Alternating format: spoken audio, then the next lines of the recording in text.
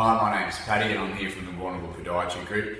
Just here today to touch on some resisted muscular exercises. The purpose of these exercises are to isolate and accentuate both the eccentric and concentric components of muscular contractions.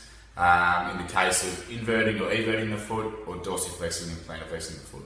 By doing these exercises, we hope to improve strength and function of these movements. It's just a simple diagram of the next two actions of dorsiflexion and plantarflexion, which we will also demonstrate.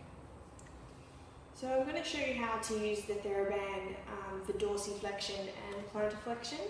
So dorsiflexion is the action of bringing your feet towards your body, and plantarflexion is the action of moving them away from your body and planting them to the ground. With the Theraband, when we're doing dorsiflexion, we like to have it attached to an item that cannot move, so that when we're pulling up against that resistance, the item doesn't come with it and really take that resistance away.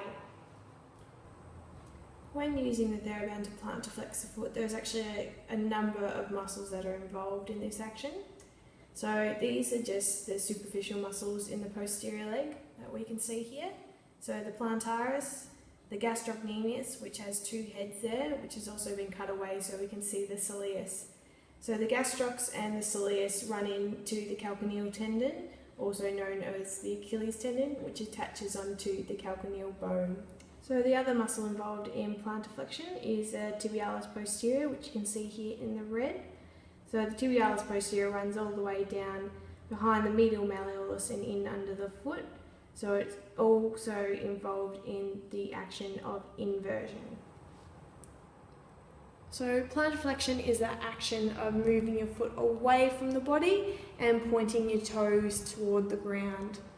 With the Theraband exercise with plantarflexion, we have the Theraband going in under the foot, covering the ball of the foot and also the tops of the toes there, so you don't get the Theraband scrunching down as we point our feet towards the ground. With both hands, pull back on the Theraband and slowly go down and back up, really controlling your movements.